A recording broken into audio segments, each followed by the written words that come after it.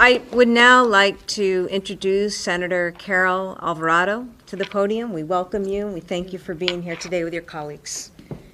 Thank you, Governor, and we appreciate the hospitality you and your colleagues have shown us. Secretary, thank you.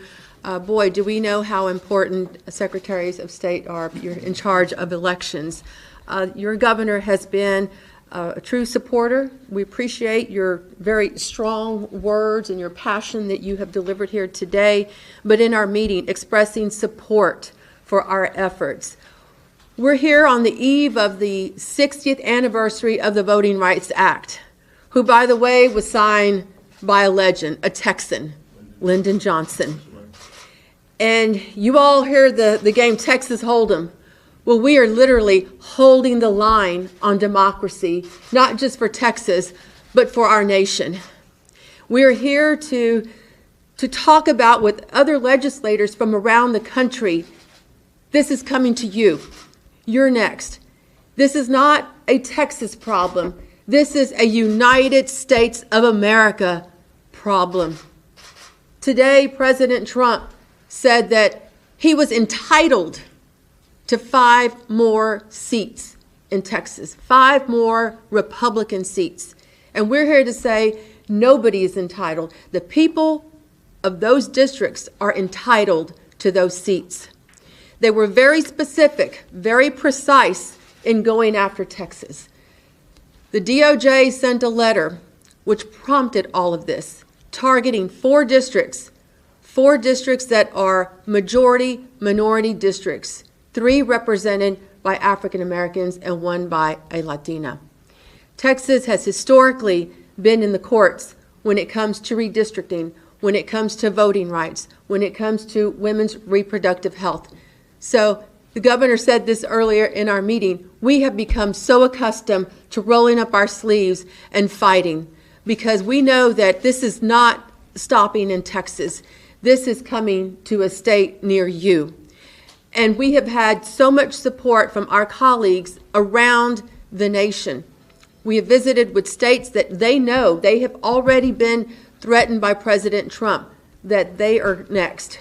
So being here in Boston, National League of Cities, and conversing with others has been very productive. I also want to acknowledge that we have total of 8 senators that are here with us and 2 House members that are with us.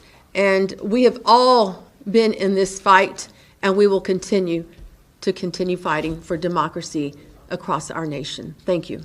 Thank you so much. Thank you.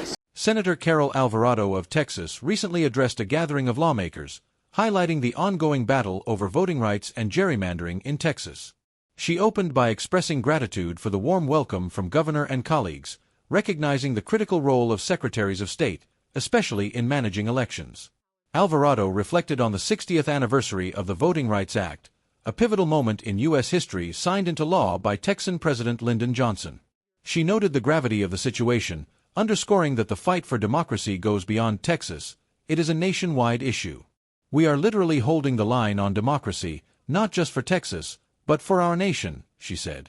The senator made it clear that the challenges Texas is facing are not isolated. The threat to voting rights and fair representation is spreading, with President Trump recently stating that he believed the state was entitled to 5 more Republican seats. Alvarado quickly refuted this, emphasizing that no one, certainly not politicians, should be entitled to any seats. Instead, she reiterated that the people of those districts are the rightful claimants to the seats, which are currently in dispute. The Department of Justice's letter, which triggered this redistricting effort, is focused on 4 districts that are majority-minority, 3 of which are represented by African American leaders, and 1 by a Latina representative. Alvarado went on to discuss Texas' historical involvement in legal battles concerning redistricting and voting rights. From gerrymandering to women's reproductive health, Texas has often found itself in the courts defending its policies. The senator reflected on this long-standing struggle, noting the state's resilience in fighting for democracy and equality. Our fight is not stopping in Texas, she declared. It's coming to a state near you.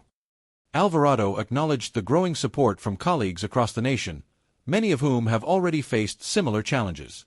She mentioned that states have been targeted, with threats of redistricting efforts coming from the Trump administration, and warned that these efforts would soon extend to other parts of the country.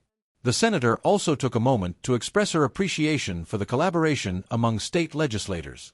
She noted that the group was joined by 8 senators and 2 House members, all united in their efforts to safeguard democracy.